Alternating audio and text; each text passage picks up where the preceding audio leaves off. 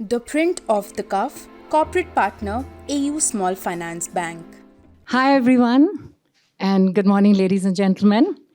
So I'm Roli Kachru. I work at The Print. So first, I'm going to take this opportunity on behalf of Shekhar, on behalf of the entire print team here, and everyone who's worked so hard on this event the last couple of months, to thank each one of you for showing up on a Sunday morning. So thank you so much. It means a lot to us, more so because this is a very special off-the-cuff edition for us. And I'm going to give you 3 reasons why. One, it's been a very long time that we did off-the-cuff in Bangalore City. I think the last one was 2019 with Siddharth Mukherjee, and it was at the same venue. So it's lovely to be back here. Second, it's the first off-the-cuff we're doing on ground post-COVID.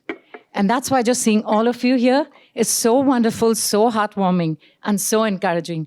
And I assure you we're going to be coming here a lot more often. And third, and this is the most significant reason, this is the first off-the-cuff event in the entire history of off-the-cuff series. And we have done over 170 talk shows in this series. For the first time today, Shekhar has decided to switch his role.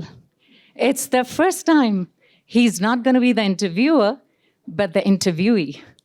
And we couldn't think of a better person to take his spot than Vir Sanghvi. So thank you so much, Vir, for graciously agreeing to be part of this. So, ladies and gentlemen, I took this mic because I wanted to tell all of you what a special edition this is for us. And it means so much for all of you to be here and part of this journey. And also to introduce the 2 gentlemen on the stage, only to realize they need no introduction. There is literally nothing I can say that's going to be enough for what they have achieved in their field of work. Their names are enough. And this packed hall on a Sunday morning says it all. So I'm not going to take any more of your time, and I'm going to hand it over to the 2 gentlemen that you've actually come here to listen to. So have fun, enjoy, and thank you so much once again for being here. Vir? Before Veer starts, Roli didn't just introduce yourself. I did. No, say who you are, what you do. I said I'm Roli Kachru. I work at The Print. And what do you do about? So, well, I'll go back a little bit. Don't ask me to read your title because I might get it wrong. It keeps So changing. I'm going to go back into a little history. I have worked with Shekhar for about 18 years now, from Indian Express all the way to The Print. I think when you do a startup, you pretty much have your hands into everything. So I think the title really doesn't matter, but he's been a great mentor. And I think to a great extent, I've been his right hand, and I think that says it all. And first of all, I'm not left-handed, right? I'm right-handed. Second, I wanted her to introduce herself because I don't want anybody to make the mistake of believing that she is an MC, a professional MC. So if she makes any glitches, she's forgiven. But more important than that, I started out with making that mistake about her. Because Express was such a large organization, I landed up from someplace, I think, in Navi Mumbai, on the day of the inauguration of our new printing unit there, 18 years back or thereabouts. And I saw this young person on the mic doing the MC's role, and I saw her and I said, from which agency have we hired you? And she said, don't you even know I work for you? So that's how it started. So I started with that mistake. Nobody make that mistake. So on which note, go ahead, Veer. Good morning, ladies and gentlemen. Thank you for coming. Shekhar and I were just saying that the size and the caliber of this audience is one indication of the difference between Delhi and Bangalore. In Delhi, if you planned an event at 11 in the morning on a Sunday and you said, please RSVP, most of them would not bother to RSVP. If you then called them and said, are you coming? Nobody in Delhi wants to miss out on anything. So they'll all say, yes, we are coming. They would get up on Sunday morning, decide whether they want to come or not, and the people who would turn up would come at 12:30. So for us to see an audience like this at 11 o'clock, thank you so much.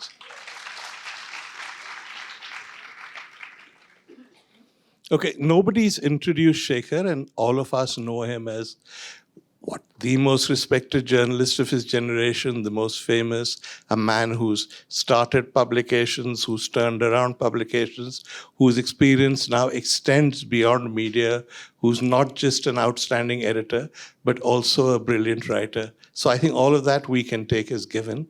What many of us, I think, don't know is that long before he became this iconic editor figure, Shekhar was widely regarded as the single best reporter in India. That's what Arun Shuri called him when he worked for the Express. That's what Nainan called him when they worked together at India Today. So I want today to talk a little bit not just about Shekhar's experiences with the top people he met as leaders and about his own leadership stories, but I want to talk a little bit about the people he met in the regions before he came to Delhi, before he became famous. So when you were in college, what was your view of political leaders? Well, we were very distant because I went to college in small towns it sounds almost, people sort of read this with a smirk, small towns of Haryana, which since then has become India's leading powerhouse in what else but contact sports, right? Boxing and wrestling. Boxing is called boxing in Haryana. So we didn't see many leaders growing up, but the first encounters, I was still in final year college, or I had just passed out in the year of the emergency, 1975. And 15th of August, 1975, Bansilal, who was then chief minister, he came to address the Independence Day gathering. And in that gathering, in his address, he said, it was a very rainy 15th August. Unlike this August in the north, it was a very rainy August. And he said, सब लोग कहते हैं कि इतनी बारिश या तो उस साल हुई थी जब सारे पापी पाकिस्तान चले गए थे या इस साल हुई है जब सारे पापी जेल चले गए.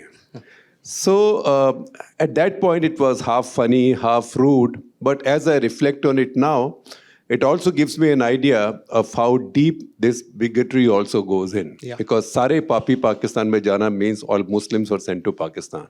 And this was a leading light of the quote-unquote highly secular Congress party. And this was the same Congress party government, Indira Gandhi's government, which actually inserted the word secular in the preamble of our constitution in a parliament in its 6th year. It was an illegitimate parliament. So it told its first lesson, politicians are hypocrites. And second, sometimes they can betray what's lying deep inside their hearts. Then a couple more, Gyani Zail Singh, who rose to become the the president of India. So I graduated from Government College Rohtak, which is the Oxford and Cambridge of Haryana. Half my college mates became politicians. The other half joined the army. Of those who joined the army, a half became politicians. And the half that remained became real estate entrepreneurs, right? So that's how it is. In fact, even the current chief minister of Haryana was in college at the same time, although he wasn't doing science, and we didn't know each other very much then, but we knew each other.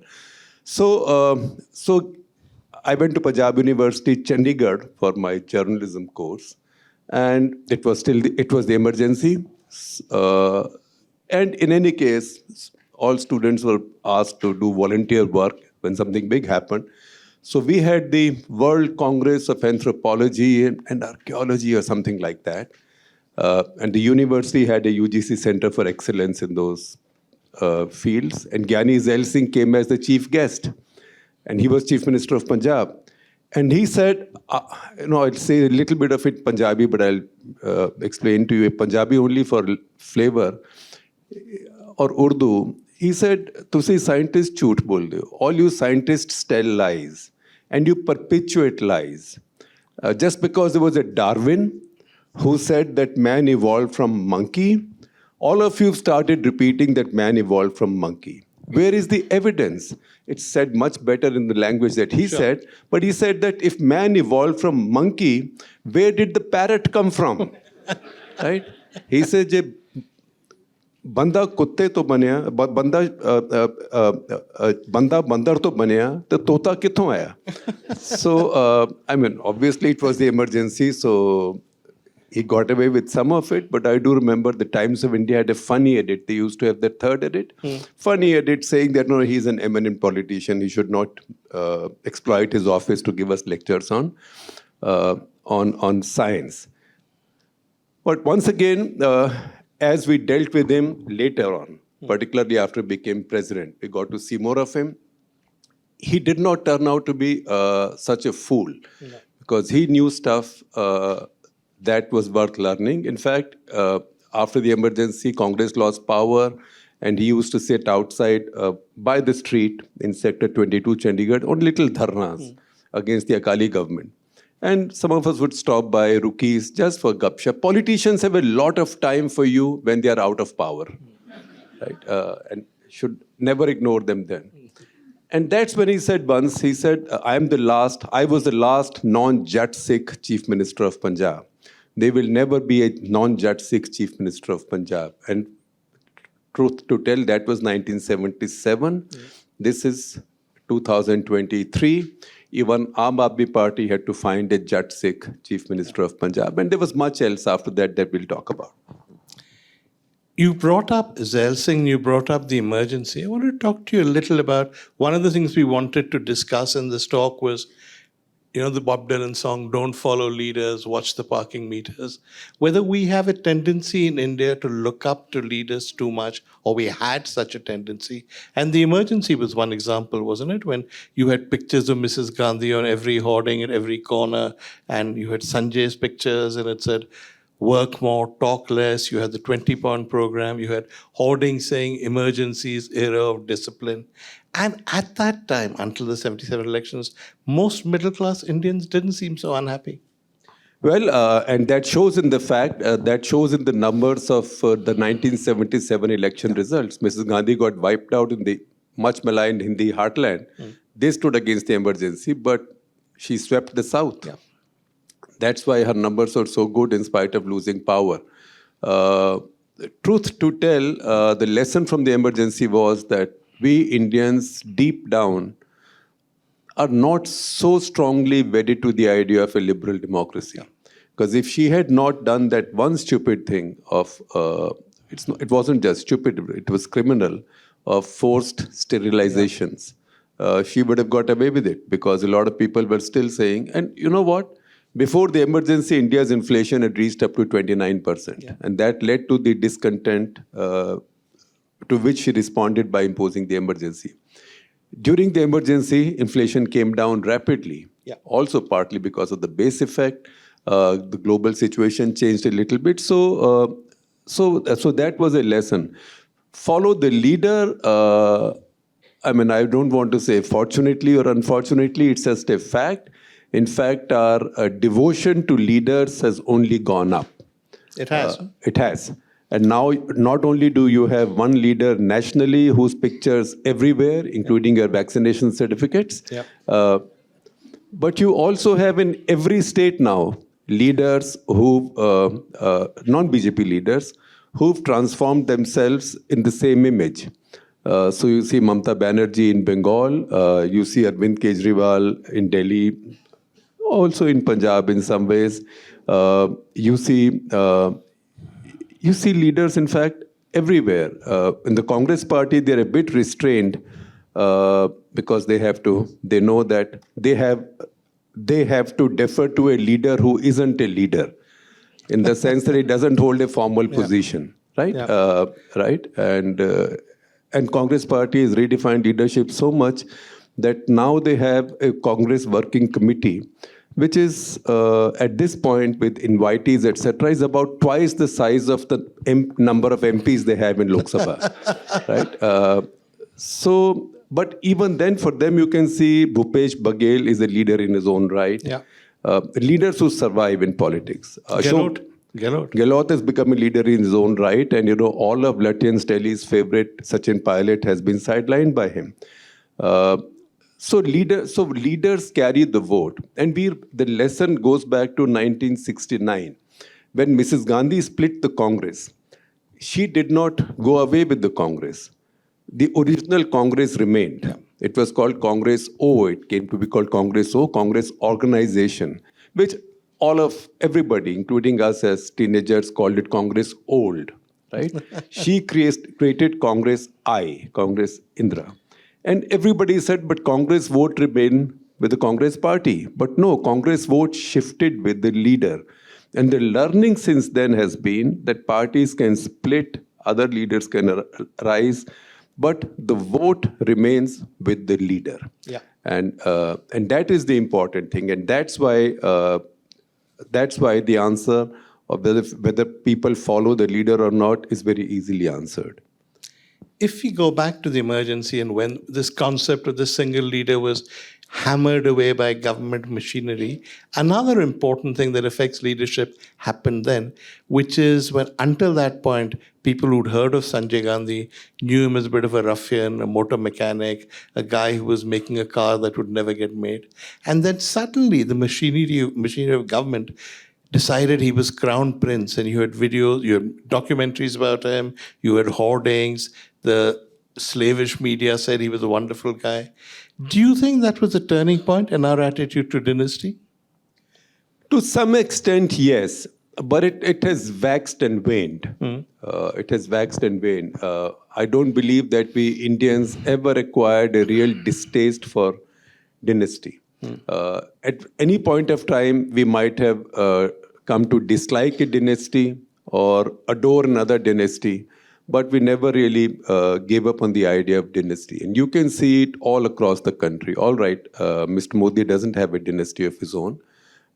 Yogi Adityanath does not have a dynasty of his own.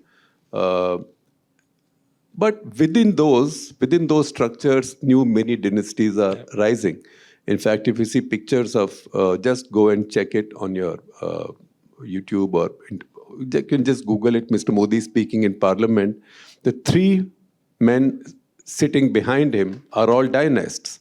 Yeah. So I think Rijiju, Scindia, and one more who's and Dharmendra Pradhan. They are all dynasts in the BJP, and each one then has a vote base. So the voters in each one's constituency or each one's area vote for a dynasty. So that continues on. Fortunately or fortunately, I don't want to say, because dynasties also give your politics a sense of stability and cohesion. And continuity, I imagine. Well, continuity, yes and no. I'm not sure that Sanjay Gandhi represented continuity from anything that Indira Gandhi stood for. Sanjay Gandhi, if he had risen, although there was much wrong with him, he would have been India's most right-wing leader on the economy. Because he's one who didn't believe in the public sector. He would have been very much like... Mr. Modi? No. Mr. Modi is not a man of the economic right. Okay. Mr. Modi is not like that. Sanjay would have been like that.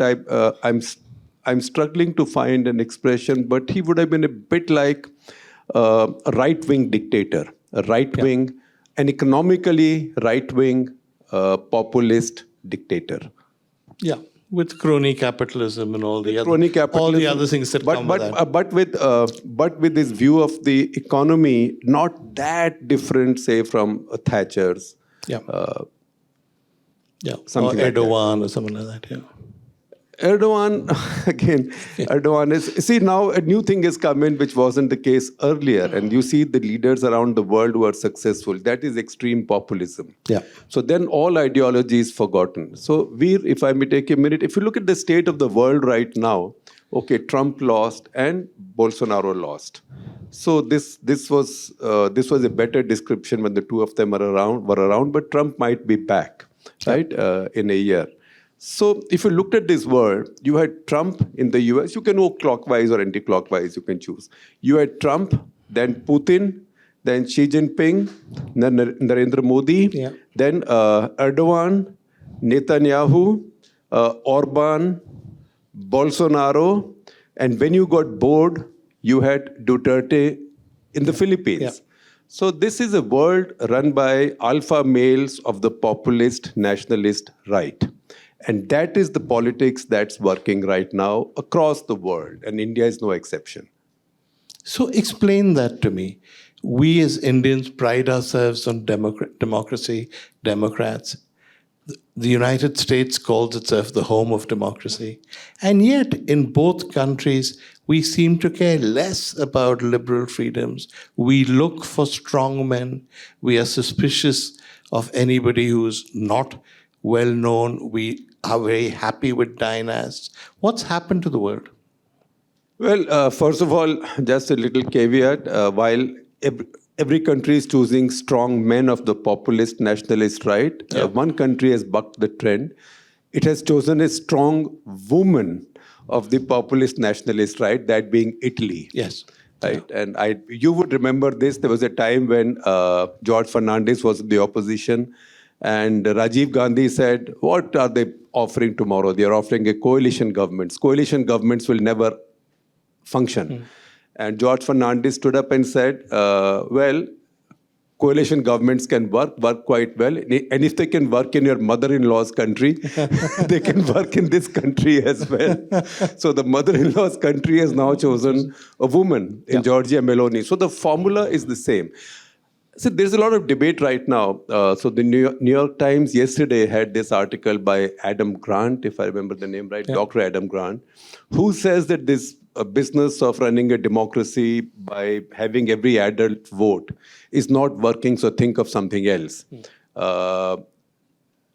Because all kinds of wrong people are contesting. Now, my immediate response to that was, oh, that means American liberal left is really concerned that Trump may come back. So democracy, who said it? Was it Churchill or Disraeli? The least worst form of government? No, the worst system in the world. Except for all the others. Except for all the others. Yeah. True. Churchill also said that the strongest argument against democracy is spending half an hour with the average voter. Which of these may well be accurate, no? Well, I mean, having said that, I mean, you can try and live for a week in China or even today's Russia. Yeah. Soviet Union was different. So there used to be that old story about an Indian dog and a Chinese dog. What's the story? Indian dog is running away to China at Nathula, the border crossing in Sikkim. And as he's running away, he finds a dog from the Chinese side coming back into India. And the Indian dog says, a Chinese dog says, why are you running this side? So this guy says, look, in my country, there isn't enough to eat and everybody is turning vegetarian, right? And we dogs don't like being vegetarian. So in your country, I believe everybody eats meat and there's plenty of food, so I'm going there. But hello, why are you coming to India? He said, because there is great food, there is great everything, vets are great in our country, all that's fine, but you have no freedom to bark. Right? So I need to go to some place where I can bark. It's not directly related to leadership, but do you think Indians want the freedom to bark? Because we seemed quite content during the emergency. It's not an emergency now, but I don't think anybody pretends the press is as free as it would like to be. And yet, I'm not sure people object. Is it that we like democracy, but not liberal democracy? We like the idea of electing our leaders, but don't necessarily value the liberal freedoms? Well, it's a bit like the Indian male approach to women's liberation. Which is? You want everyone else's woman to be liberated, but your own to sit in the kitchen, preferably with ghungat and do your roti dal. So everybody wants their own freedom to bark. And people then define the freedom to bark in terms of the bark they want to hear. And that reflects in the popularity, and I say it without any judgment, that reflects in the popularity of many of our TV channels. Yeah. Right? No insult to dogs. We are a dog-loving family. Right? So then you say, oh, ये भी तो बोल रहा है, कितनी freedom है इधर बोलने के लिए, right? There is so much freedom to speak. So there are freedom of speech never comes for free. Yeah. Somebody has to pay for it, beginning with subscribers who pay for good journalism, to people who might have to face the full force of law or the agencies, etc. And this has happened through generations. Yeah. This trouble did not start today. This has happened through generations. Sometimes it goes to industrial scale. Sometimes it remains a little limited. Yeah. That's the story. Okay. Since we're on the subject, you raised it. Do you feel that there's been a general, you raised television channels, which is why I asked, you feel there's been a general dumbing down of mainstream media, that often television in particular appeals to prejudices, is no longer bothered with news, that newspapers are not what they used to be, which is why platforms like The Print are flourishing?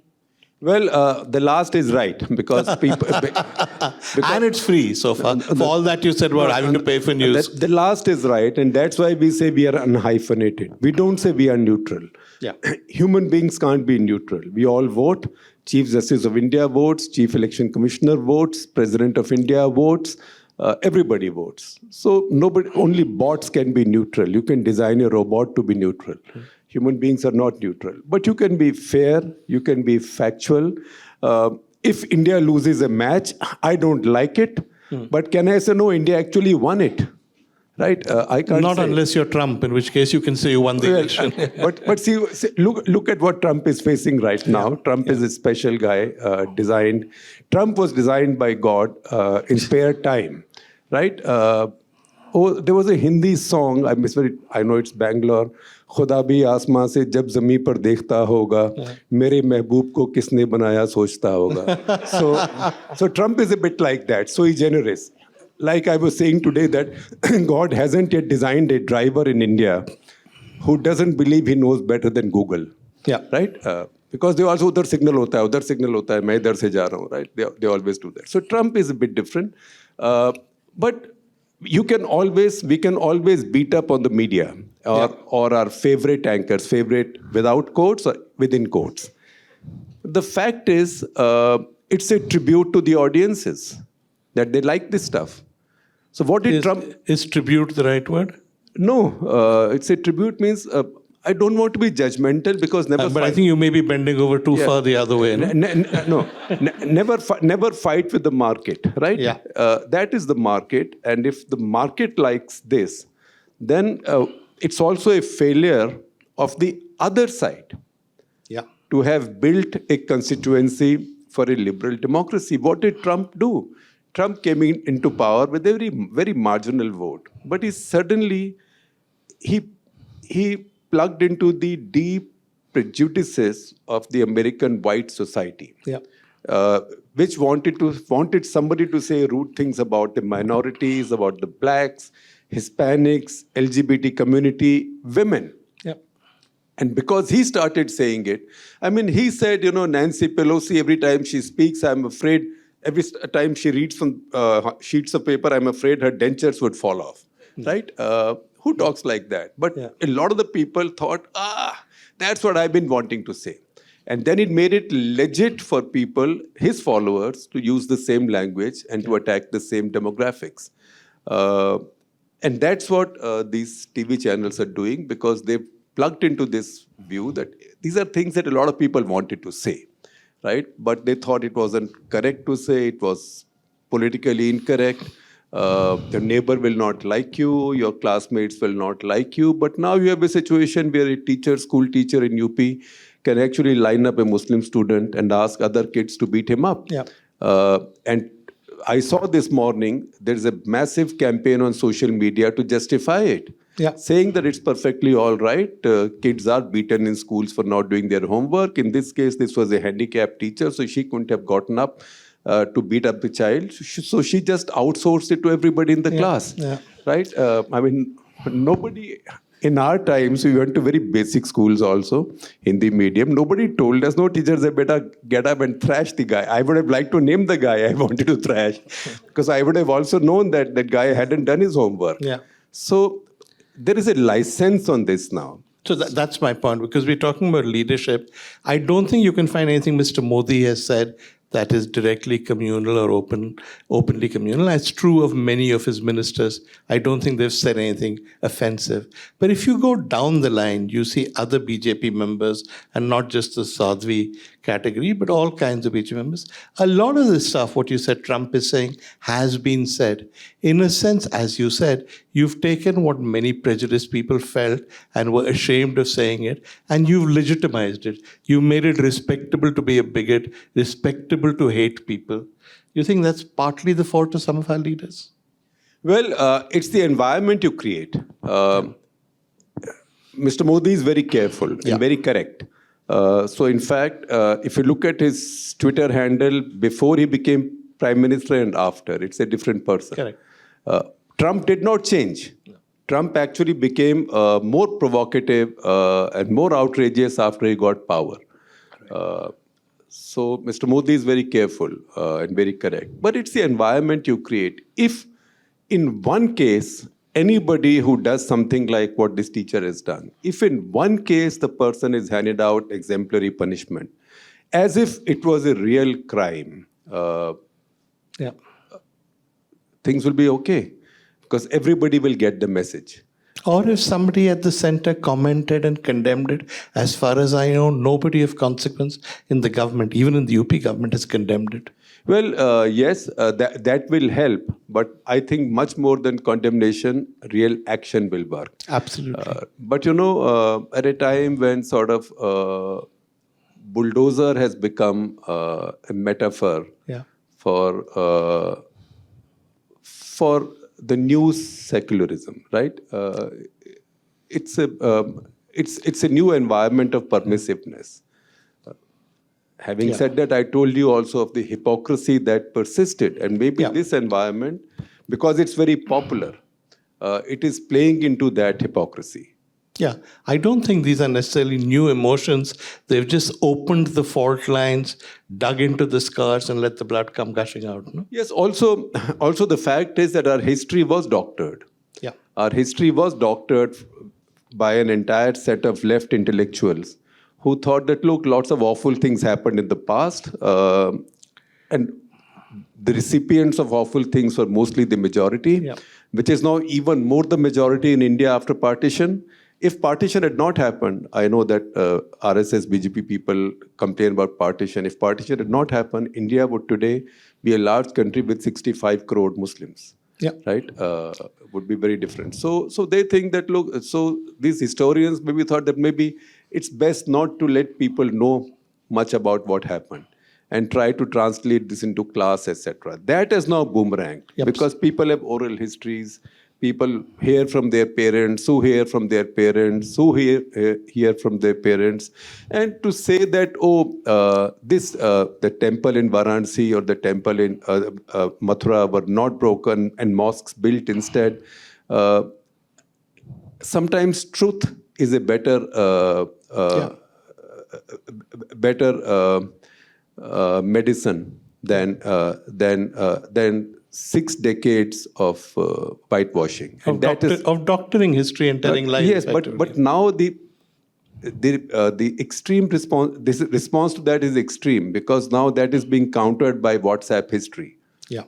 Which is history in several sets of inverted commas. India was the richest country in the world in this century. India was the richest country in the world in 7th century. I mean, did IMF exist in 7th century? Who made those calculations?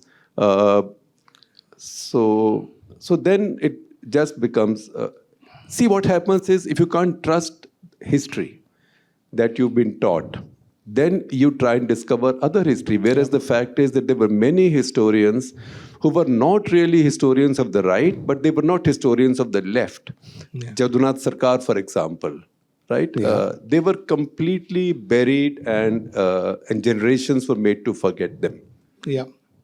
We've talked a lot about history and how if you don't know what to believe and if you don't know what the truth is, there will be counter histories, there will be lies, there will be WhatsApp history.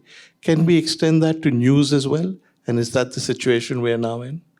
Yes, absolutely, absolutely, and then if you try and give a fact check, say, look, this happened 50 years back. Now this whole Chandrayaan thing, I know this is the city of ISRO. We are all very proud of the fact that India landed a lander and the rover, and in the same week that the Russians failed, etc.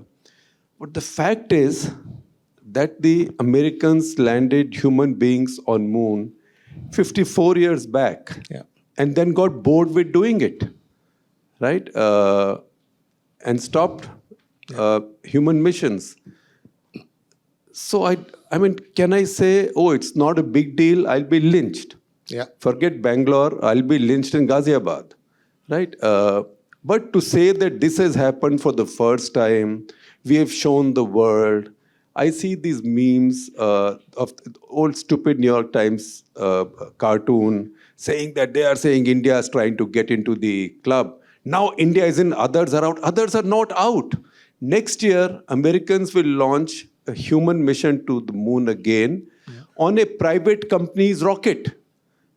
It will be on Elon Musk's rocket.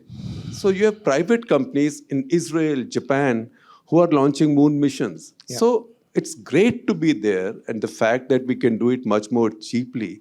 But for people to start shedding tears and saying, fantastic, we've shown the world. I saw another tweet by a well-known journalist who you and I know, who said to an American scholar of Indian origin, a great scholar, on strategic scholar, saying this is such an FU moment for us to all of you, right? I mean, is it an FU moment to the Americans? They landed Neil Armstrong and Buzz Aldrin on the moon when I was 12. Which was 1969. Yeah, which was some time back. Yeah. But that is the thing now, because leaderships now, because people believe in the leaders, they can build mythologies. Yeah.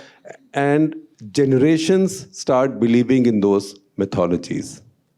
Yeah, but the dangers going forward in that are phenomenal, no? Dangers are phenomenal, and I've seen this in our neighborhood. I've seen this in Pakistan. I used to travel to Pakistan often as a reporter. And one of my friends in Pakistan, Khalid Ahmad, Khalid is among the finest columnists in the country. He's a bit older than us. He'll be like 80 now, 80, 81. Former Foreign Service, Pakistan Foreign Service, fought with the Foreign Service and left. So he told me on my first visit to Pakistan, he said that, partner, if you want to learn about Pakistan, go to a street called Urdu Bazaar in Lahore. Because Urdu Bazaar is like Nai Sadak in Old Delhi, where you get a lot of shops selling books, etc. So he said, just buy English language, social studies, and history textbooks from class 3 onwards. And I bought the whole lot of them. Every year, the book has multiple chapters on what is called as India-Pakistan wars, but they don't call them India-Pakistan wars, which is again a story. They call them Bharat-Pakistan wars. I mean, I find it very ironical that the BJP RSS lot prefers Bharat, because Pakistanis would love it. Yeah. And I will give you a little background to that. But each one had 2 to 3 chapters on India-Pakistan wars, Bharat-Pakistan wars, which of the battles that Pakistan won. And Pakistan won every war against India. Yeah. And generations have been brought up to believe that Pakistan won every war against India. It did not. Like generations in India being brought up to believe that India won the 65 war against Pakistan. India didn't.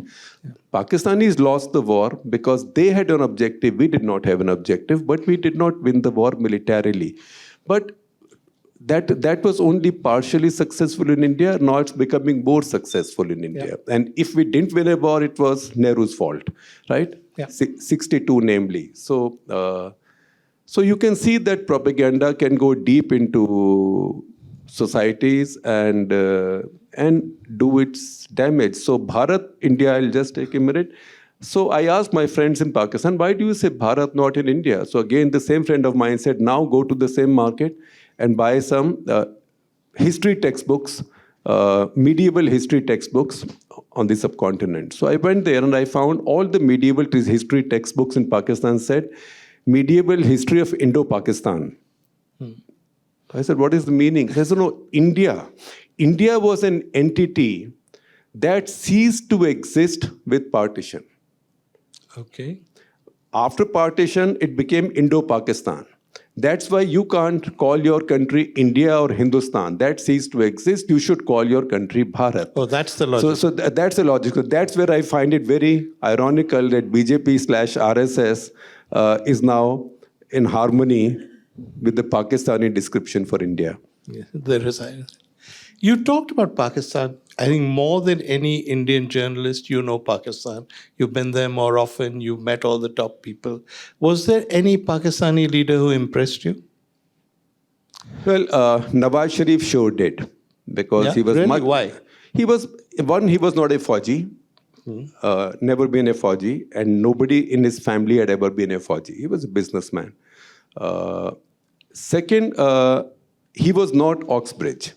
Yes. So the other lot, the Bhutto lot, they were Oxbridge. Right. They were Oxbridge, they were feudal. Bhutto family were the biggest feudals in Pakistan. Yeah. I think 90,000 hectares of land with private serfs. Pakistan never abolished zamindari. Yeah. But they sold this idea of socialism, extreme socialism. Yeah. So Nawaz Sharif wasn't any of that. So he did not start with those basic strengths. And over time, he evolved. He started out being one thing. He was actually the son of the contractor who built the Lahore Corps Commander's house. For free, obviously. Yeah. Obviously. Obviously, yeah. And then Zia-ul Haq wanted to create a partyless democracy. And he said, Kun munde daso, tell me some boys who can be good guys without being political. So this Corps Commander said, my contractor's son, who's been building my house, he's been assigned to build my house, he might be a good guy. Is that how it started? Yeah, so that's how he was made Chief Minister of Punjab in a partyless system, right? But he grew from there. He challenged the army. He went to jail. He went into exile. He came back. He fought, again went to jail, and he persists. So to that extent, yes, he's one. I was never impressed with Benazir Bhutto. I know that she was brave, etc. But she was. Why weren't you impressed? She was. We say Baba Log. That's her. She's Baba Log. The second time she got elected as Prime Minister, day before she was to be sworn in, she decided to meet the foreign press. So I was also walking. There's a little aside is people said you can't go in आप foreign press नहीं. मैंने कहा क्यों नहीं है? आप India से हैं. तो मैंने कहा इंडिया से वो 47 में चेंज हो गया. 47 के बाद हम foreign press हैं. So anyway, so she said, and she turned to the London Times correspondent who you might remember, Christopher Thomas. Yeah. And she said, Christopher, now I have to be sworn in tomorrow. And this has come just at a time when sales in London will be ending. And I had to buy so many clothes for Janu, her husband. So she was that Baba Log. So I was never impressed with her. And for all her pretense of liberalism, etc., vis-a-vis India, no. The only leader in Pakistan who genuinely may have wanted peace with India, not because it was good for India, because he thought it was good for Pakistan. And that's the only way he could rid Pakistan of this, or he could reduce Pakistani army's undue respect and role in power, was to make peace with India. Who? Nawaz Sharif. Nawaz Sharif. What about Musharraf? You knew him well. Musharraf, I've met many leaders who were idiots. Musharraf was the biggest idiot of them all. Really? Yeah. Starting with the fact that he grew the fantasy. He was a Muhajir. He was an Urdu speaker born in Delhi. Starting with the fact that he grew the fantasy that he was a Punjabi. Yeah. He even started speaking English with a Punjabi accent, yes. Right? A good Punjabi, if one word has two vowels, will swallow one and stretch the other, right? So it's always Blaved Lahore, right? Yeah. It's Mruti Zuki, like that, right? So Musharraf Musharraf also started talking like that. Yeah. He was an idiot. And as Mr. Vajpayee himself said, he said, "Bhai, wahiyat aadmi hai."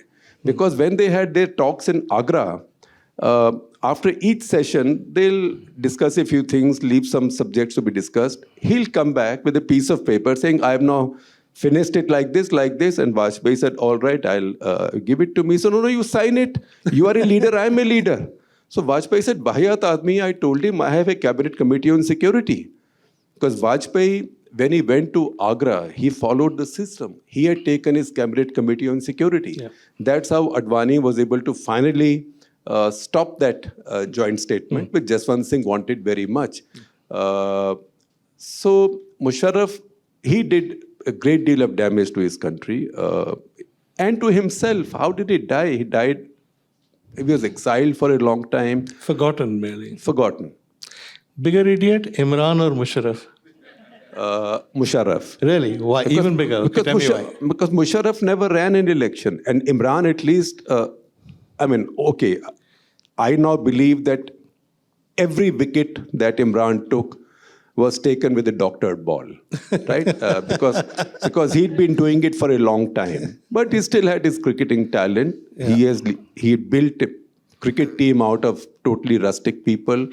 He told them how to stand up to white teams. He said, you never call them sir. Don't bother speaking with them in English because your English is bad. Speak with them in, why Urdu, Punjabi? Urdu's too polite, right? Speak with them. So he has those qualities. Musharraf had nothing of the sort. I think the only achievement Musharraf had was to pass whatever competitive exam in Pakistan to get selected in the military academy. After that, in Pakistan, once you join the army, you have a shot at becoming president, right? You've opened the door to this one, so now I can ask it. Musharraf was the biggest idiot you'd ever come across, the Pakistani leader. As a leader across the world. Okay, all right. So Musharraf was idiot number one global level. Who was idiot number one Indian level? VP Singh. That's interesting. Explain that. VP Singh was personally a very honest guy. Yeah. But first of all, you can be personally honest, but you cannot start with the presumption that while I'm personally honest, everybody is dishonest. Yeah. That's one. Second, all politicians are cynical, but you have to decide how cynical you want to be and how cynical is good for your country and how cynical is good for your politics. And you have to balance the two. VP Singh knew no such balance. No. And I'm not complaining about the fact that he brought in Mandal Commission report, which I think was a good thing. And it was among Rajiv Gandhi's major mistakes that not only did he not accept Mandal Commission report and implement it, but he called it a can of worms in Parliament. Yeah. He was ill-advised because ultimately India's politics since then has been Mandal versus Mandir. Yeah. It is all the other things that VP Singh did. Look at the way, he had a government on daily wages because his party's strength was 160. Yeah. If he sought a vote in his party, he would not get more than 10 votes. He would get 10, Chandrasekhar will get 40, Mulayam will get 10, someone else will get 15, like that. But he used his agencies to target even businessmen, right? He launched a war on Dhirubhai Ambani at that point. It was going on earlier. Yeah. Even when he was finance minister, he's the one who locked up Kirloskar, Kirloskar. At 82 years old. 82-year-old. So what was all that? That was, I think he was a combination of a very self-righteous hypocrite with knowledge of politics and quite feudal genetics, who claimed to be a socialist. So Indian history is full of leaders who were essentially feudal, but claimed to be left and liberal. Arjun Singh, for example. Yeah, but VP Singh in his own house was called Raja Sahab, but he was a great socialist. So Arjun Singh, Digvijay Singh, right? These are not... So there's, in politics, there's always hypocrisy. But since you got me started on that one. Okay, so biggest idiot VP Singh. Smartest Indian politician you've met? Smartest Indian politicians. I would say, there can be many at this point. Okay, you can do three if you like. Oh, okay. At this point, I would say Narendra Modi. Yes. Right?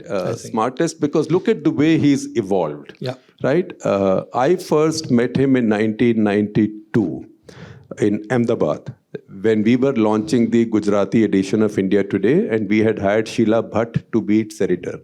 And she had taken me to Ahmedabad saying that, look, now that you're launching a Gujarati edition, you need to meet some people. So she took me to Torrent to meet old Mr. Mehta. She took me to a company called, I forget the name, Symphony. Meet Mr. Bakeri. Some of these people were the leading lights of Gujarat. And she said there's a young fellow who's the BJP has sent from Delhi. He's an RSS man who's to rebuild the party in the state. And he's a very interesting man. Usko milne chalte hain.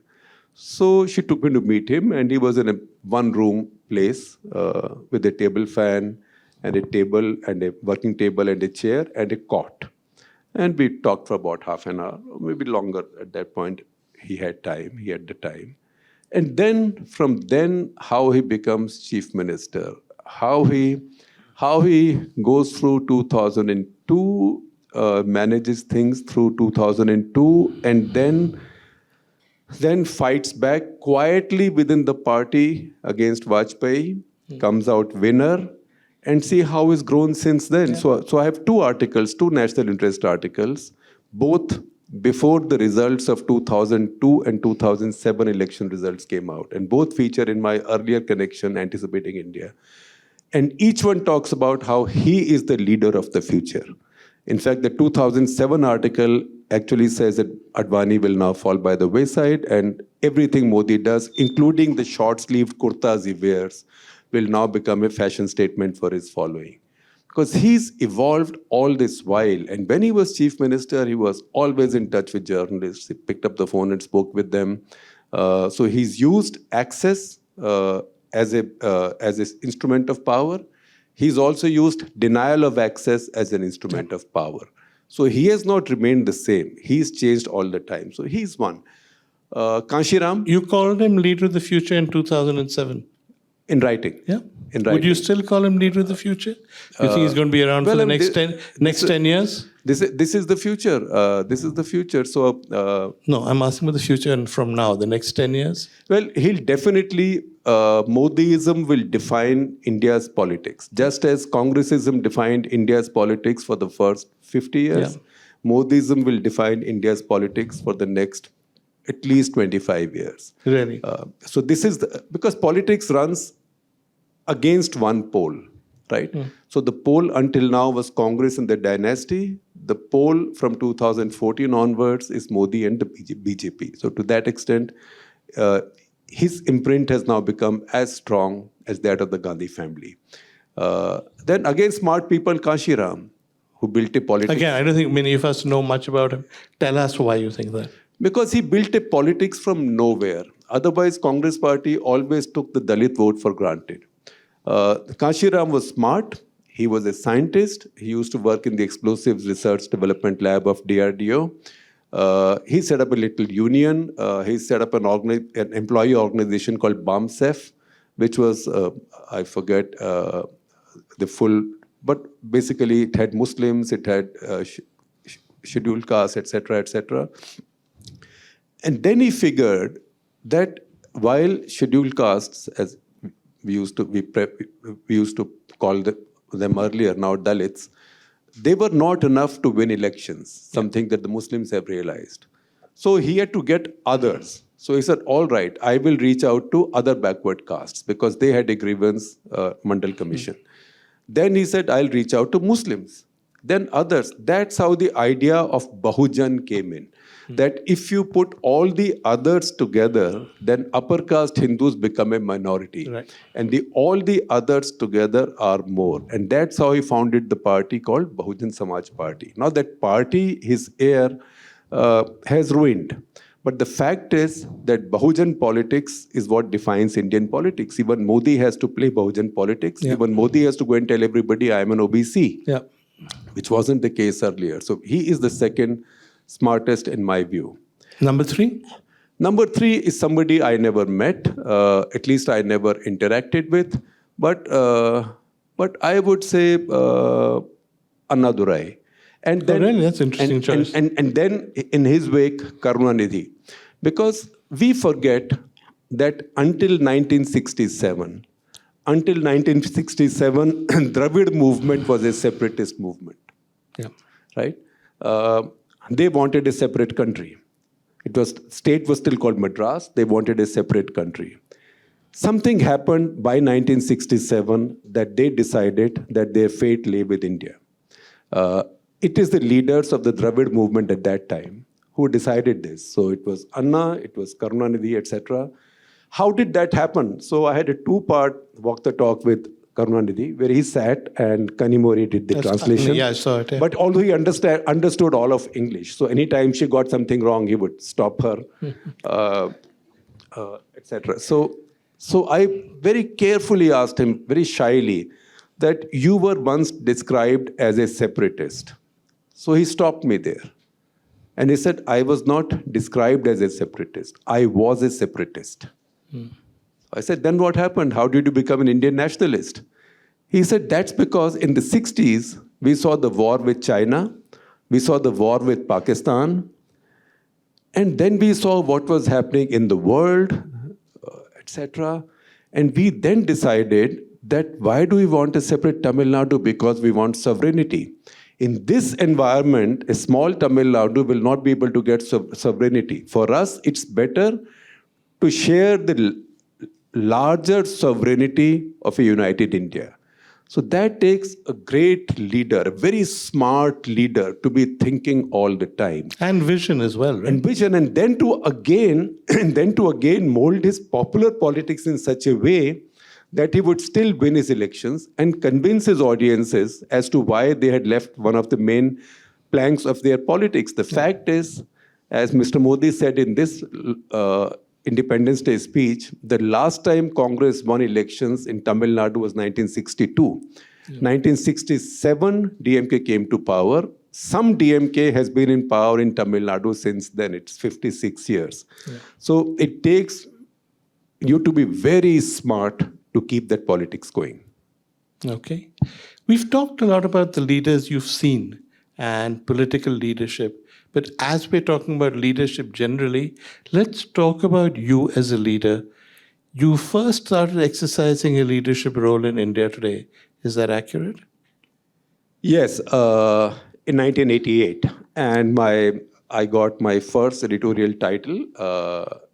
And Vir had already been an editor for many years before that. Vir and I do not divert this answer to the question.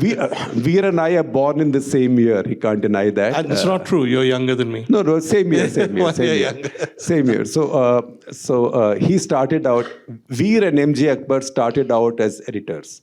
That said, that out of the way, yes. So my first charge as editor was, because something had to be given, was sports and books.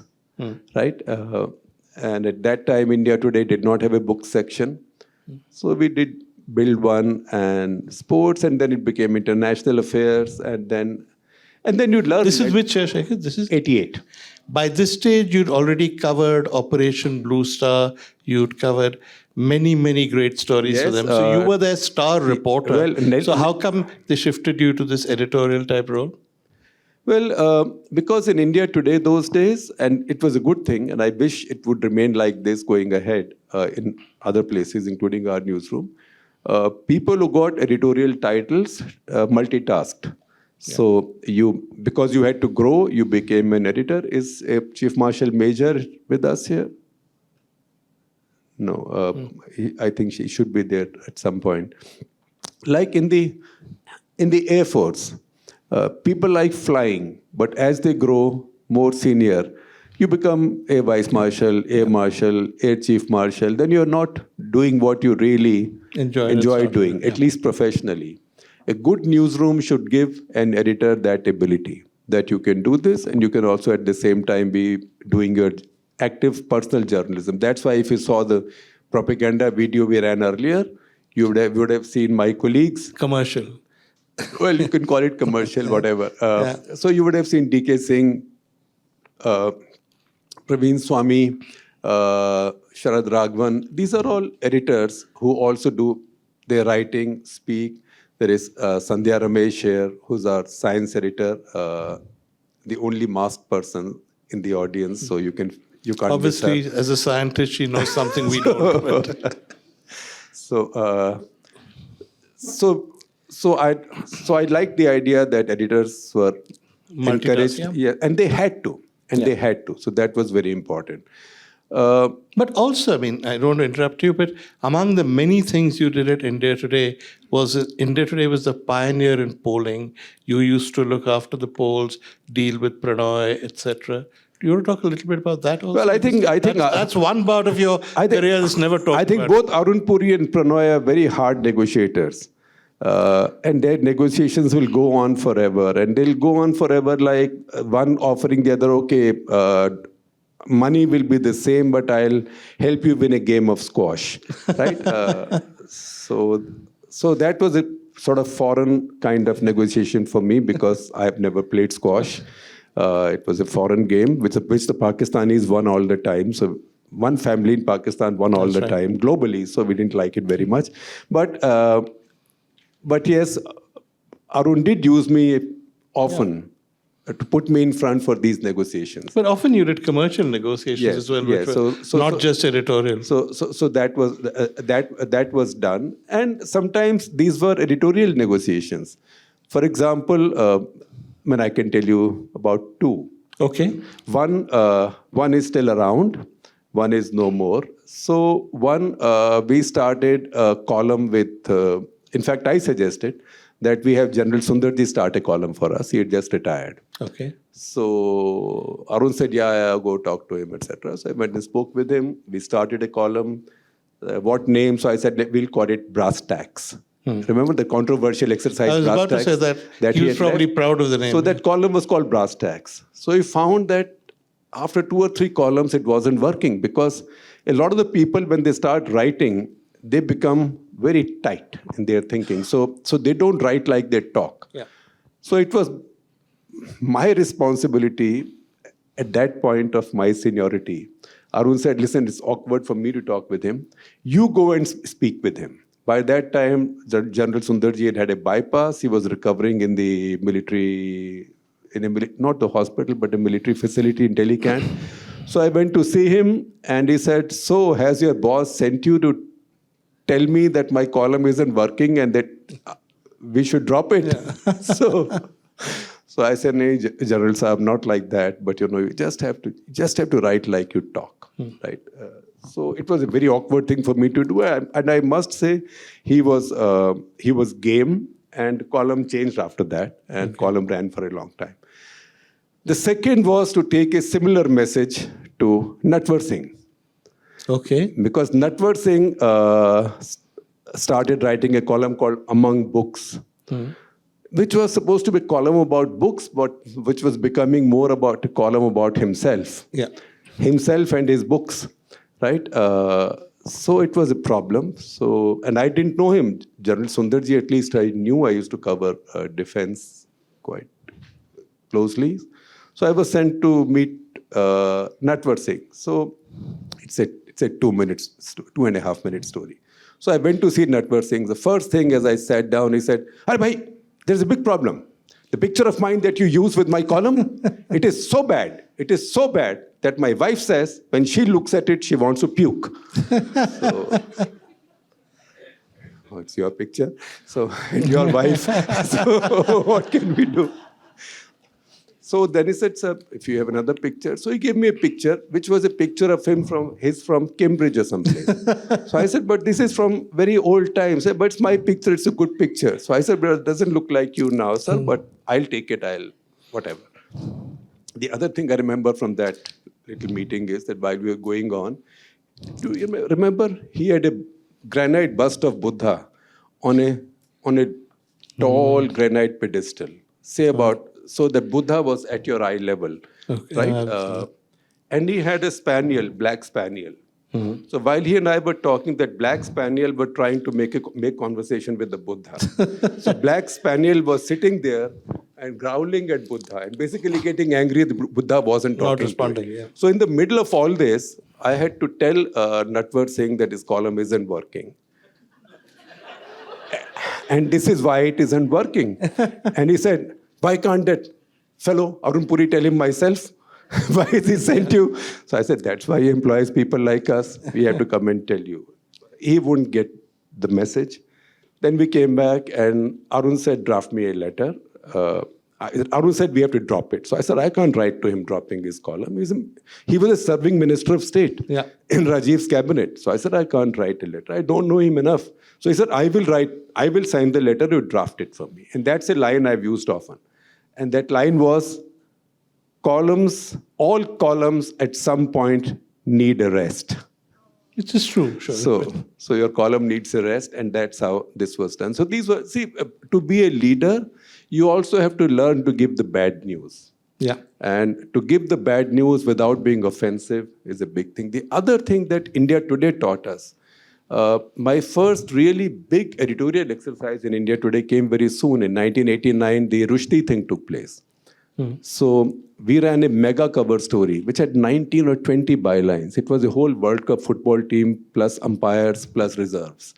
And we found stringers all over the world, because story was in Paris, it was in New York, it was in London, it was in Tehran, all over the world. So we got the story done. All these inputs came. Madhu Jain, who we know well, it was her lead byline. I put the story together, and I sat through this several nights doing. It was the most mega cover story. Did not have my byline, right? Okay. So that was a lesson in leadership. That the one big essential need for a leader is that you must have a big heart. Yeah. Because nobody who doesn't have a big heart can be a leader. That's why Imran Khan's very impressive. He's not the stupidest guy I've met, but he's not a great leader. Because even when he won the World Cup, he said, I have won the World Cup for my country. Yeah. So in fact, once on a flight, on one of these Chota Fokker friendship flights from Islamabad to Lahore, I had Sarfraz Nawaz sitting next to me. Sarfraz Nawaz used to be Imran Khan's bowling partner earlier, fast bowling partner, also fixed the ball. If anything, more than Imran and Wasim Akram. So I asked him, and by this time he was opposed to Imran and was in the other party. And I said, Imran in Punjabi, he's contesting from all 5 provinces, the first time he contested. So he said when he played cricket also, he thought he was the entire team. So to be a leader, you must have a very large heart. Without that, it's not possible. When you joined the Express, it was originally as executive editor, as I remember it, under Mr. Dua, who was a great journalist, but not a great hands-on journalist. And pretty much immediately, you started looking after the paper. And the Express we know now is really your creation as a paper that takes the line that people know the headlines anyway. You have to give them something more. You have to do analysis. You have to have inside information. That transformation, how did you do it? Well, these days there is no cigarette advertising, but some of you might remember there used to be a 4 Square advertising campaign, which said you never know what you can become. So it had an Indian wicketkeeper at that point bowling fast. It had this leading spin bowler of those days hitting a 6, something like that. So you never know what you can become. I had worked at the Express earlier for 6 years, between 1977 and 83, but from outside. I had never worked in the Delhi office. So culturally, it was very different from Express to India Today. Yeah. And again, it was very different from India Today back to the Express. So for a long time, people said, "Hey, udhar se aaya hai, India Today ke methods yahan sabko bol raha hai, graphic banao, photo banao, story ko rewrite karo." But I'm not trying to be exaggeratedly modest, but the fact is that your success or failure depends on whether, as a leader, depends on whether you can build a team or not. Yeah. And when you build a team, you have to have a team that can get up and tell you, we don't think what you're saying is right, or we don't think what you're doing is right. But if you build a team like that, and then you are okay. Yeah. Then you are okay. Then the only time you say, I am responsible, I did it, is when the team screws up, right? Because then everybody must get that umbrella of protection. And you had a reputation and I'm not trying to flatter you, for defending your journalists and standing up for them no matter how much pressure there was from the government. Yes, government, laws, and I couldn't have done it without the support of the owner. Yeah. But I've only worked as an employee in 2 places. In both places, I was blessed with a great owner, India Today as well as The Express. The Express.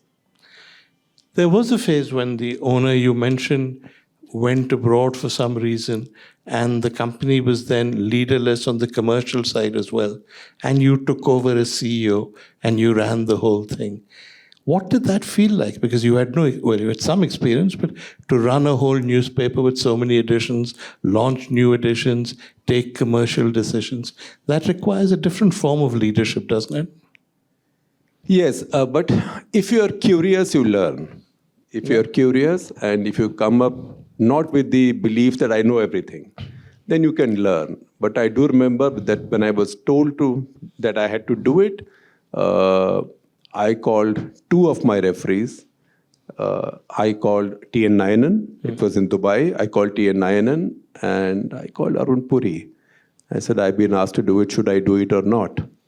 So both in different ways says, yes, go ahead and do it. Because I said, I can't tell debit from credit. Yeah. But the real reason I did it was that I loved my editor's job too much. And I thought that if I did not take this job, then the editor's job will cease to exist because the paper will not survive. So I don't want to say that paper would have died, but that was the impression. I thought, all right, I have to do it because I enjoy being editor too much. Yeah. And we learned on the job. We found a good team. And the owner was very, very, I won't say forgiving, but really hands-off. I cannot tell you how hands-off. Without that, this would not have happened. So I see owners who bring in professional managers and say, now I've got professional management, they are running it. Professional managements fail in those situations because owners are never able to detach themselves. Because the old guard in companies keeps going back to the owner and whispering, see what's happening in the Congress party. See what happened to Narasimha Rao. Yeah. See what happened to Manmohan Singh. Look at UPA too. Congress party became a case of an autoimmune disease because by UPA 2, the party was eating up the government. Yeah. So for owners who then hand over to professional managers, they really have to be very large-hearted and very wise also to really stay out. And that was important. But, we learned new things. It's one more box to check on your CV. Express is a very solid organization now. Editorially, it's pretty much being run by the team that we had put together. Yeah. Right? So all of us had put this team together. Some of the members of this team actually joined us as trainees in India Today, who are now editors. Not all of them, but some. But some, yeah. And now you've been an entrepreneur of sorts. You've launched ThePrint. ThePrint has no proprietor as such. It's financed by a variety of people who care about good journalism. And you've taken the values that you brought to the Express, which you learned at India Today, and you've put them into ThePrint. It's a medium that has now acquired a certain amount of power and people read it, etc.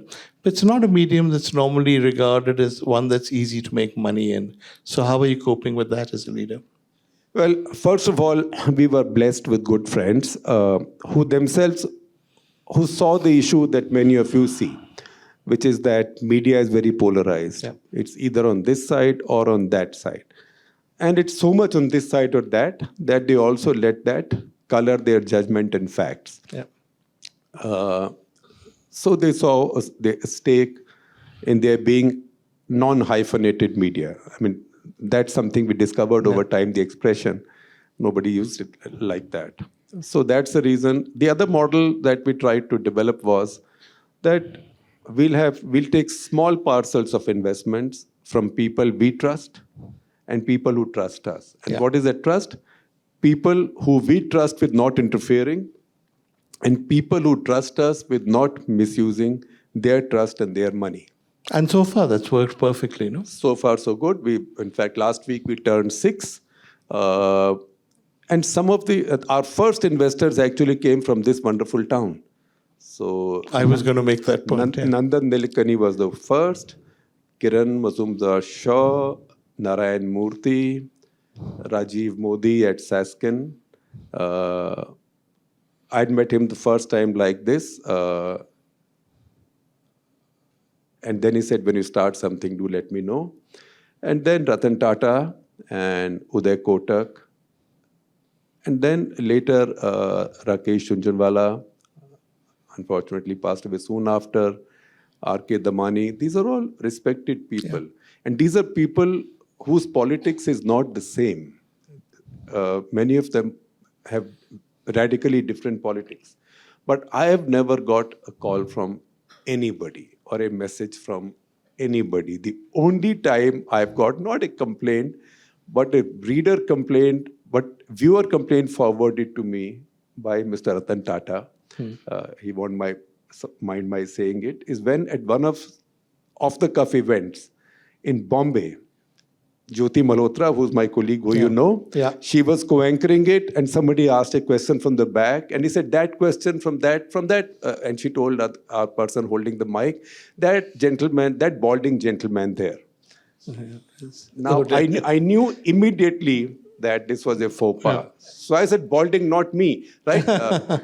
I'm the most balding one, but maybe she means somebody else. So I actually try to draw some poison to myself, if it's poison. That gentleman didn't like it.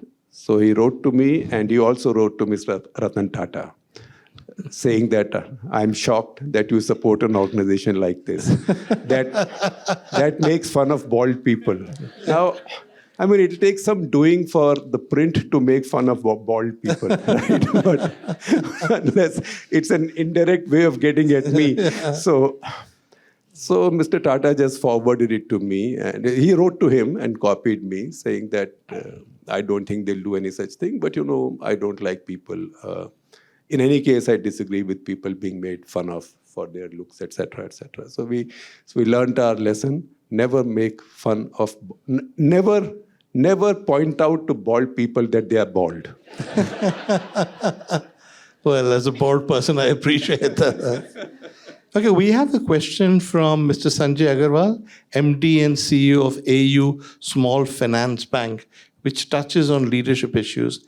It says, we live in a world where uncertainty and disruptions are constant.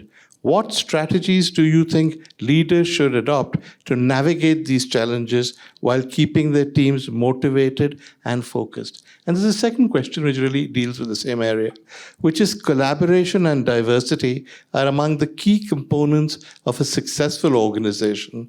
How can one foster an environment that encourages collaboration among diverse teams? And I think it's relevant to you because you've done it. Well, take pride in your teams. Yeah. Fight with your teams. I fight with our teams all the time. They fight back? Sometimes. Often enough. Often enough. Yeah. And there are never consequences to that. Okay. In fact, we learned that in India today, we could fight back with Arun Puri. Okay.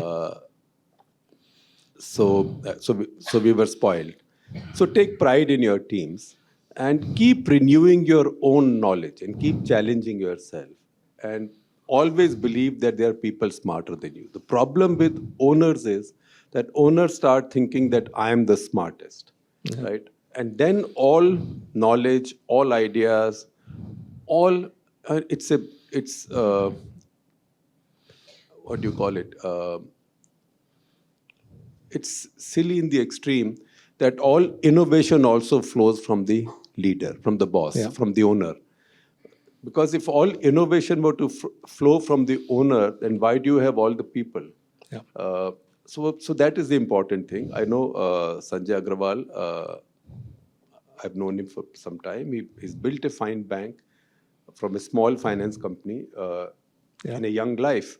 So you have to build a team, you have to build a diverse team, and it's something that Nandan used to say when he was building up Aadhaar. And he said that you should always hire people who have strengths that are your weaknesses. or the strengths that you don't have. So he said, I can visualize, I can think of an idea, but I need somebody who can execute and implement. And that's how he chose the best people, and that's how Aadhaar became such a success. So you have to see, first of all, you have to understand what is it that you cannot do very well. Then you have to find people who can fit into those areas. So briefly, I would say that motivation, success is its own motivation, but you will not always be successful in an organization. So it will always be a challenge. When I don't think I can give you an answer in 1 minute.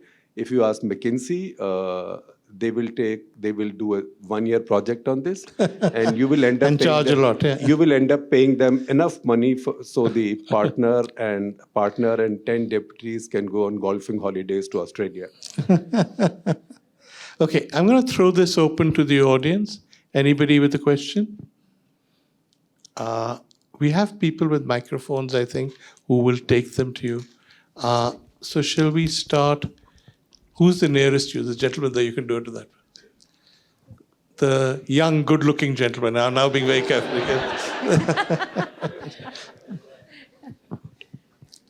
Well, thank you, Veer. Firstly, thanks for coming back to Bangalore for this event.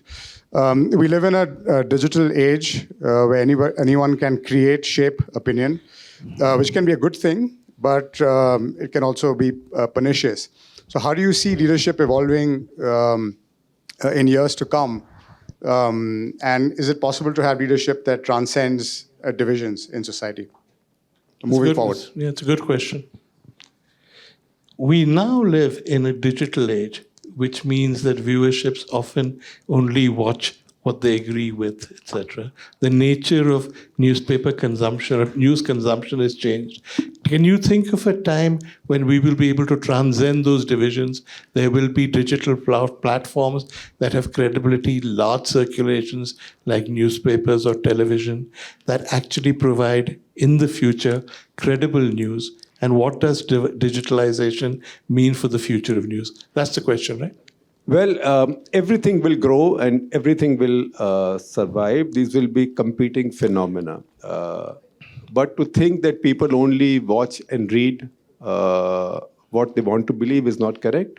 Because if that was the case, we would not be watched and read on all sides as much as we do. And there are publications who pass this, other publications also who pass this test.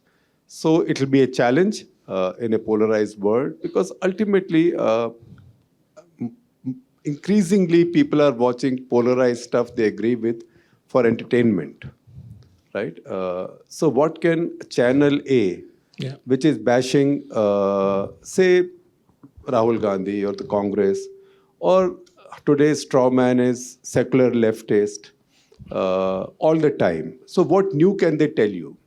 They can't tell you anything new, but they can tell it to you more entertainingly, right? Aaj to maar diya, aaj to usne bola this and this, and moreover there are so and so.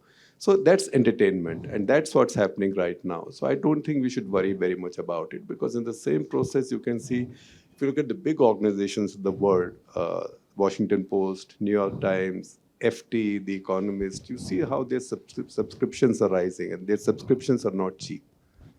Okay, somebody else with a question? Where are you? Okay, who's nearest you now? I think you'll have to come this way. Thanks. My name is Krishna. I'm a subscriber of your YouTube channel, and thank you very much for coming. My question to you is, with regard to the print, you cover a vast plethora of topics. You know, almost all the topics are covered.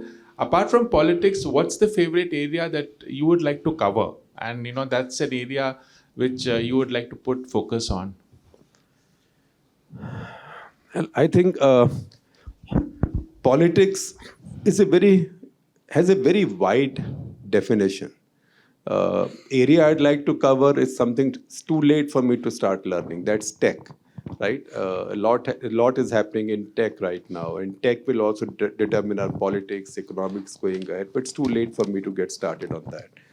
Again, for that you need more basic education and knowledge that I don't have. And my science degree, botany, zoology, chemistry of 1975 doesn't cut, right? So I read a lot about that. And I think it's very challenging, and I admire people who are able to write about technology, the new technologies, in a way that people like me can understand. Okay. Where the microphone?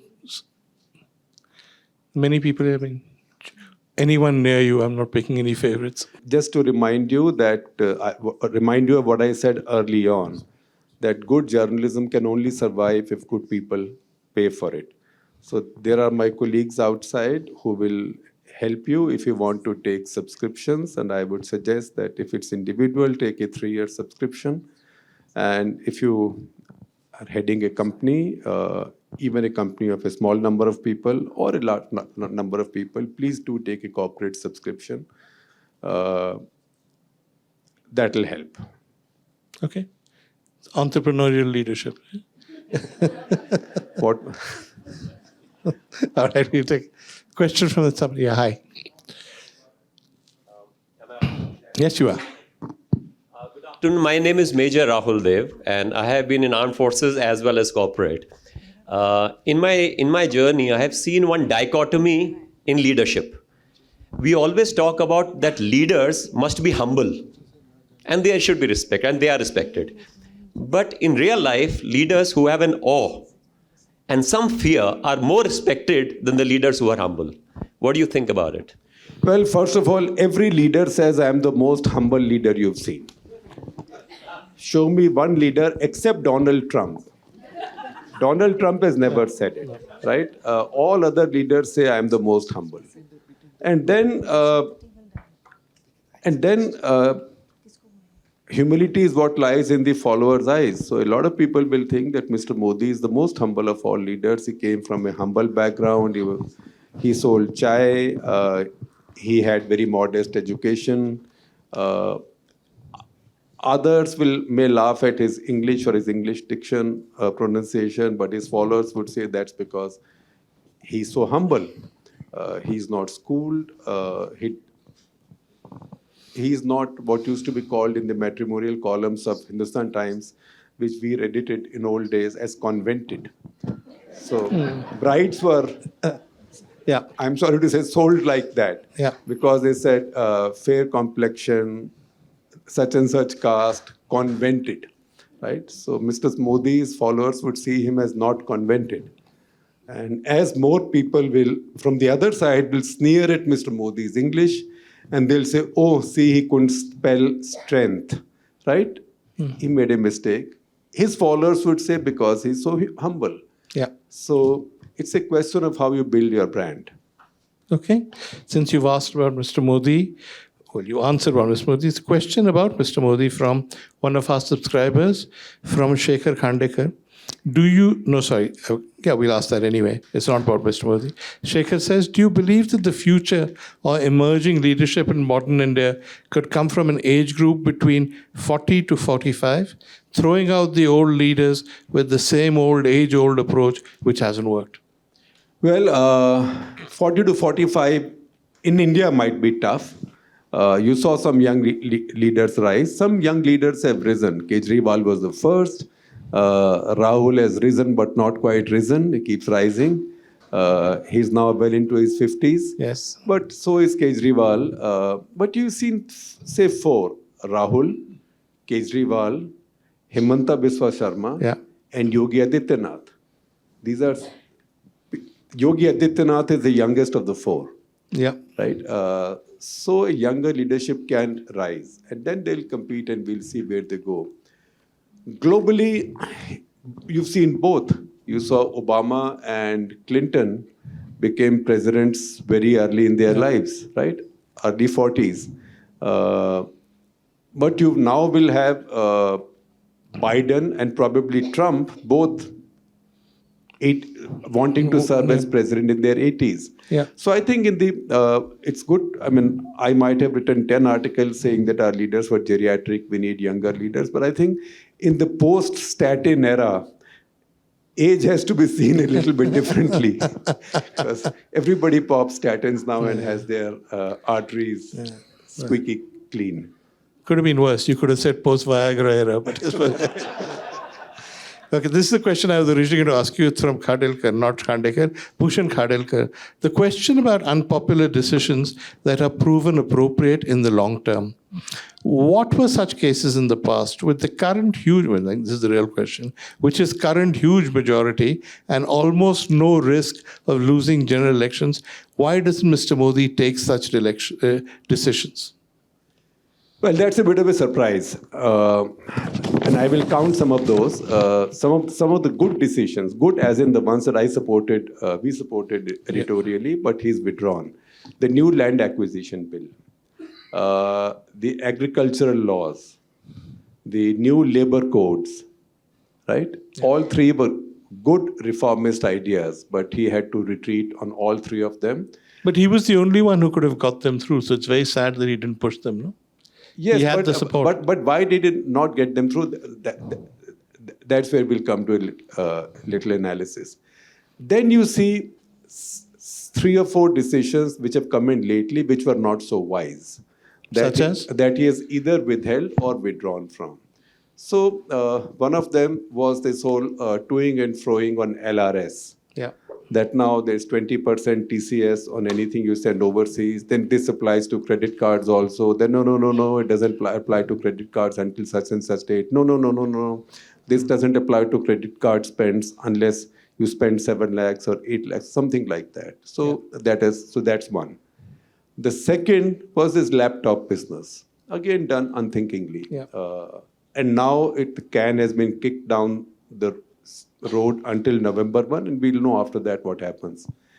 Third is the new thing that they said that doctors will now only prescribe generic medicines, not realizing that almost every medicine produced in India is generic. Yeah. So you can say, I mean, if you really want to say it, you can say doctors will not prescribe any medicine produced by a multinational in India, right? But you can't say generic because 95% of medicines produced in India are generic. Yeah. They're off patent because anything that is still patented in the Western world is very expensive. Yeah. And that's a very small number of things. Now they put that on hold as well.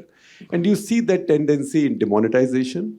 You see that tendency also in that immediate lockdown, which then created this crisis with millions of people walking back home. So often the tendency is to take big decisions without gaming them and without discussing them within your teams. I'm not saying anything that I have not written or that I'm not writing, right? I know I have the protection of all of you, but I'm only talking about things that I've written or I will write. Sometimes this government behaves like a very courageous guy who jumps from the plane without checking the parachute. Yeah. And when you are halfway down, you are fighting with the cord. Is it opening? Is it not opening? Is it opening? Is it not opening? So they do a bit of that. And the other part of this is that they don't believe in creating a consensus. Like farm bills. Farm bills were good bills. They were good for the farmer. If those bills were implemented, then the kind of crisis we are now seeing with onion and we saw with tomato would not have happened, or mostly would not have happened. But bills like that cannot be brought as ordinances. Yeah. That too in COVID time, ordinances, when they come to parliament, you don't want to send them to a parliamentary committee. You don't want to allow a parliamentary discussion. You just railroad them.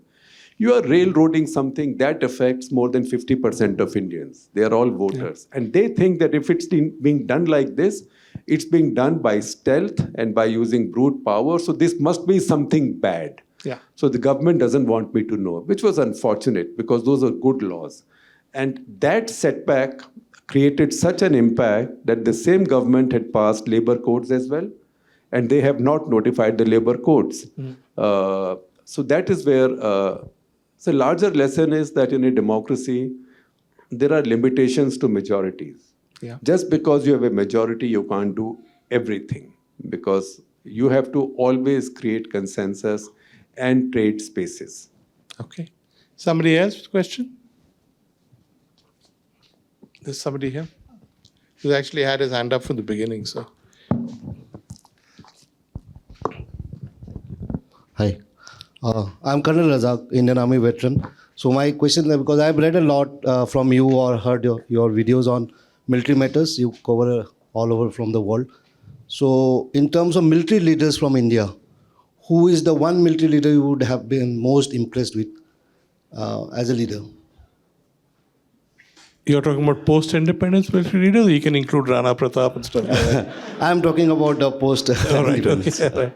Yeah. Well, it's a problematic thing to say because some of the leaders I never interacted with. For example, I never interacted with Sam Manekshaw personally. I interacted with many others after that, before and after. But I will tell you, and in India, military leaders have short tenures because by the time they become prominent, they are chiefs, and chiefs have 2 to 3 years.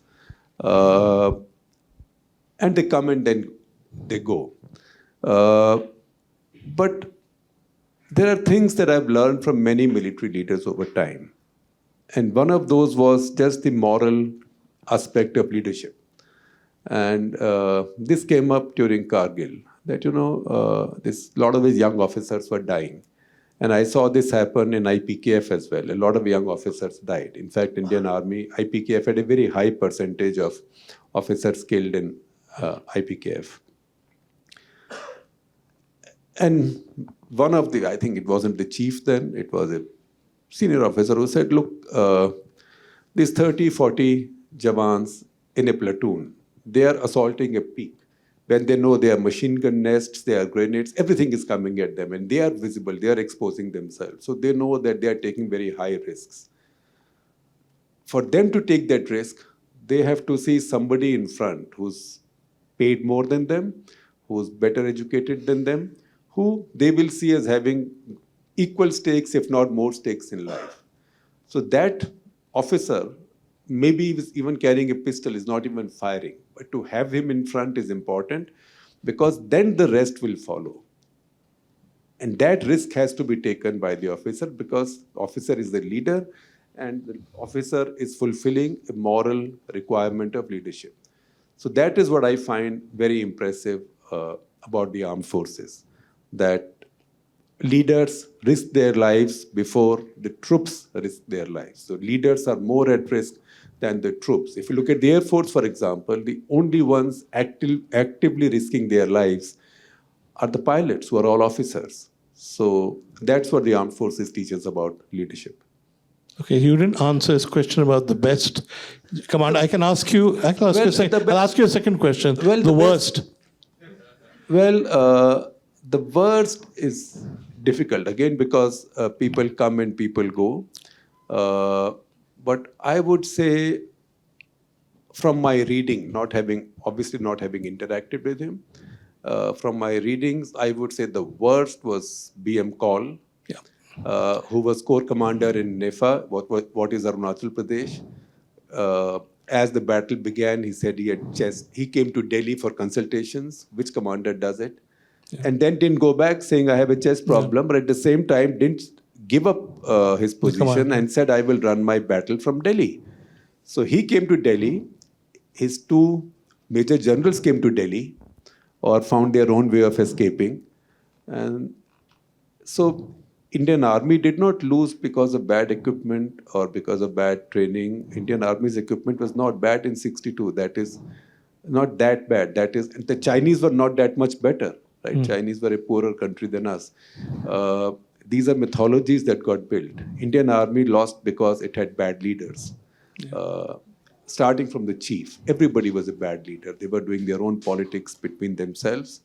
They didn't have their heart in the fighting. So Steve Cohen, who was a professor we learned from a great deal, he used to say, there are no good armies or bad armies. There are good generals and bad generals. So I think if you look at the outcome of every conflict that India has fought, you can identify good generals and bad generals. Even if you go back to 65, which is very well documented, you can see that in the Western sector, in one sector, India did quite well. In one sector, India did not do quite well, although India had its strike elements there. India had one armored division there. That's the Sialkot sector. And in both sectors, if you read everything about the war, you can see the difference between the leadership of different corps, different sectors. So I think leaders in the armed forces are really checked out when a crisis comes. Okay. I think we've got time for one more question. Where's the microphone? There's an enthusiastic gentleman there. Yeah. Yeah, my question relates to the people's reaction to the behavior of the leadership. And this I'm going to ask in connection with so during emergency, for example, whatever Indira Gandhi did was all everybody knows. But one of the important things that people didn't like was the fact that she put all the opposition leaders behind the bars. And that's the outcome of the reaction that we know. Do you think a similar kind of situation can happen now if the same process is followed as Mr. Gandhi did? And will there be the same kind of a reaction? Well, frankly, I don't see such a thing happening because India has changed a great deal. Such a thing will not happen. But while you mentioned that people did not like opposition leaders being put in jail, the other thing people did not like at all was media being put under censorship. And the fact is that in a country where the constitution does not give us any freedom, guarantee any freedoms, there is no law. There is no law even on source protection. Yeah. It's also come up through judicial pronouncements over time. But basically, this has come because a social contract came into being between the people of India and the journalists of India. That, look, we didn't like it when you were put under censorship. It was a cheap thing of Mrs. Gandhi to do. And in future, we know that we have a stake in your independence. That social contract has been fraying lately. And it's been fraying lately because not since the invention of today's channels, or what Arun Shourie called North Korean channels, but it started about 15 years back when you started getting Hindi channels, and I'm sure in other languages also, languages I don't know, which had stories on snakes marrying trees. So as Indian media went that way, particularly TV, since then, people have begun to treat journalists as jokes. And if you see popular culture, I know about only Hindi movies, Bollywood. In the last 15 years, Bollywood has featured many characters who are journalists, but they are either crooks or idiots or bigoted. Whereas if you go back to the 50s, early 60s, journalist was always a good guy. Journalist was always a good guy who did good, brave things and also got the girl in the end, right? In fact, in one of those Kalapani, both the man and the woman are journalists. That is Devanand and Madhubala, no less, right? And both fight the establishment and the bad guys. Show me one Hindi film in the last 15, 20 years where you've seen that characterization. And People Alive is not the only one. So this is, the public opinion is now responding to this trivialization of the media. And one reason it's happening is obviously people are watching all that stuff, but also not enough people are paying for stuff like this. Okay, on which note, as we come to an end, let me just repeat what Shekhar has said. Serious journalism always costs money. The print needs money. I know this because I write for the printer. They don't pay very much. But please go out. Please buy a subscription. And as he said, please buy a corporate subscription if you can. We need all the help we can because I don't think we can any longer count on mainstream media to tell us the truth. The future is organizations like The Print. So thank you for coming. And can I get a big hand for the Bharat Bhavan?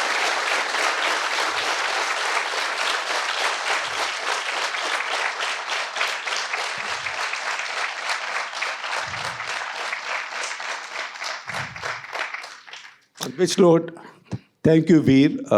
We were all debating on who should do it. At the moment I mentioned Veer's name, our friends here, and that's a little story I will tell you before I let you go. This started at the American Express lounge at Delhi airport. Okay. I think I was waiting for my flight, so I went into the lounge. I had half an hour, 45 minutes to kill. And a couple of complete strangers said, hi, where is Sunil Savara? Sunil in front. And who else was there? Yes.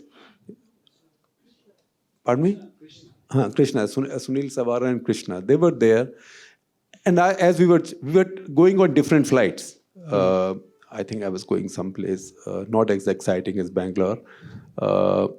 So they said, you are running a fine platform, but how do you manage and where do you get your incomes? And I said, look, we can do with more subscription, we can raise more money.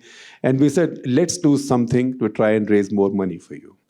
And that's when they said that we'll do this event in Bangalore, where we'll get smart, rich people to come and attend. So they will then take subscriptions, sizable subscriptions, and that will support the print. And that's how it started. So thank you very much. That's what happens in life. You find complete strangers who turn out to be such wonderful people. So Thank you. it restores your faith in the basic goodness of human beings. I know they're busy people. They've been enthusiastic as we used to be when we were young reporters about organizing this. Otherwise, it would not have happened. And when I called Veer, without batting an eyelid, he's a busy guy. He has a lot of things to do. He immediately said yes. So besides writing a column for us at a price which is way below what he can command in the market, he's a wonderful old fellow traveler. Thank you, Veer. Thank you, Shekhar. Thank you. Thank you. Thank you.